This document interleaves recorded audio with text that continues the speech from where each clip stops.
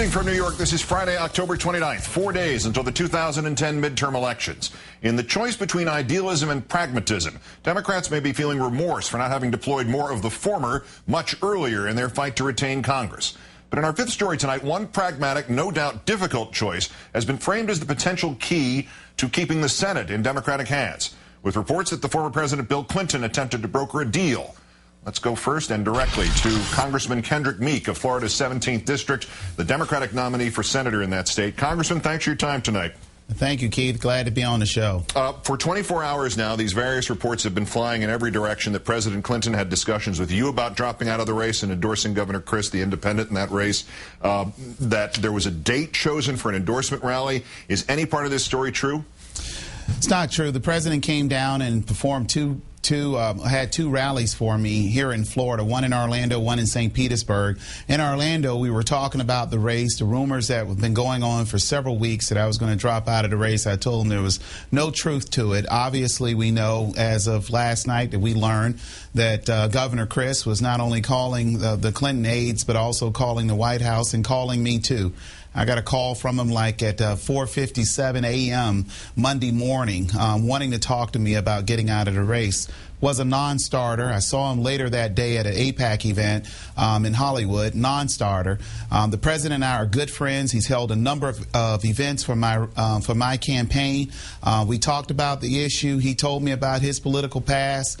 Never once said anything about me getting out of the race. I never once told him I was getting out of the race. So I'm here. I'm fighting on behalf of the people of the state of Florida, and I'm not going to sell out on them now. Let me play part of what Governor Christ said last night on this newscast about whether or not those discussions had occurred and his knowledge of it. Here's the tape. Well, those discussions did occur. I can tell you that much. How would I know? Because I had numerous phone calls with people very close to President Clinton. Are you saying, Congressman, that Governor Christ is completely mistaken, that he just made this up out of whole cloth? Well, I can tell you right now, Governor Christ wasn't in the room when President Clinton and I were talking. And I'm going to just put it this way. There's something very wrong with Charlie Crist's accounts of the events that took place. I mean, he's a Republican that went down and became an independent, still holding on to some of the views that he brought with him from the Republican Party. He's in a three-way race right now. A part of his victory plan is me getting out of this race. That's a non-starter. We have people that have already voted for me, Keith. He wasn't there. I'm telling you, I was there. President Clinton released a statement even today saying that he never asked me. I never said that I was getting out. So whatever the governor wants to promote in his campaign strategy is his own account of what took place. But I can tell you the people of the state of Florida has rallied around my campaign. They've gone on to KendrickMeek.com. They've contributed. They're fired up, and people are going to the polls because this is the kind of politics that folks don't look forward to and hate to hear about. But unfortunately, it's being promoted by the governor. He wasted no time whatsoever to not only go onto your show but other shows to talk, and proud of the fact that he called the White House, that he called me, that he called the Clinton aides. He was pushing this issue. Again, he called me at 4:57 a.m. Now, when your phone rings at 4:57 a.m., either a family member is in real trouble or is something really bad going on somewhere. And to try to meet with me to get me out of this race is just not a part of my campaign strategy. I'm working forward. I'm looking forward to being the next United States Senator, and we're going to work all the way to Tuesday at 7 o'clock. What would you make then of the statement from President Clinton's spokesman, Matt McKenna, and he told the New York Times that Mr. Clinton had come close to persuading you to drop out? Well, I'm going to tell you this. Matt McKenna, I don't know. He wasn't in the room. I never talked to him. I can tell you this. President Clinton is a very good friend of mine. We talk politics all the time. Never once did he convince me or tried to convince me to get out of this race. And he released a statement today saying that.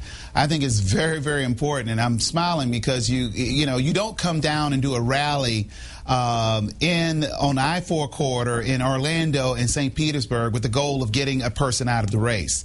So I just ask people to look at the logic of this whole thing. And I am looking forward to whoever behind the curtains pulling the lever, that they will be revealed. But I will assure you this, and the people of the state of Florida, Florida that they don't have to count on me. Well, they can worry about me. They don't have to worry about me getting out of this race because I'm not, and they can count on me because I've been there. I'm the only pro-choice candidate. I'm the only candidate against offshore oil drilling, and I'm the only candidate endorsed by veterans. With all respect to the effort that you've made in this race, that latest Quinnipiac poll places you in third place at 15% of the vote. Obviously, polls fluctuate. They're wrong sometimes totally. They're wrong sometimes in small degrees, but that indicates a decline from the previous week.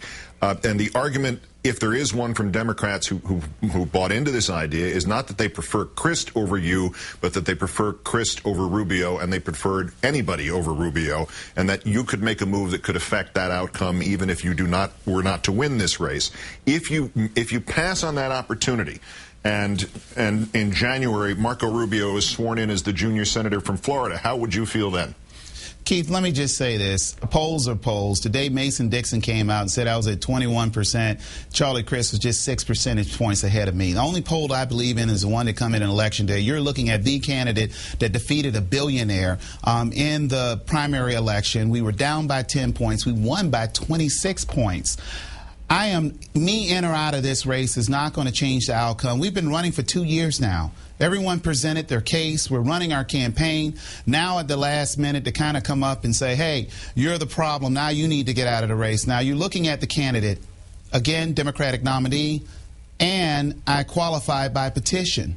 People of the state of Florida signed a petition to place me on the ballot. It took us over a year to do that. There are people that have already voted, and there are people that are counting on me to be their next United States Senator. Again, I am the only candidate in this race, 100% environmental record, 100% pro-choice record, 100% behind the effort to stop offshore oil drilling in this state and willing to get Floridians back to work. I'm not going to, there's not any backroom deals with me, and anyone that knows me know that I have been in this place, in this position before. I was born down in the polls, and I work every day to make sure that we scratch our way to the top, and Floridians understand that. Well, let me finally just make sure I have it straight. The bottom line here is that you are willing to continue to bet that Senate seat, that whether it's 27 polling points to be made up in 1 week or the 7 points that you cite behind Mr. Crist, that you can make that up in a three-way race in now 4 days. Well, the bottom line is that I'm in this race. I mean, where I am in the polls should not be an issue, Keith. I mean, you know that. I mean, for me to say, okay, now I'm out, now all of a sudden I'm behind someone that I don't believe in. Charlie Crist, please. Marco Rubio, please. People are voting right now.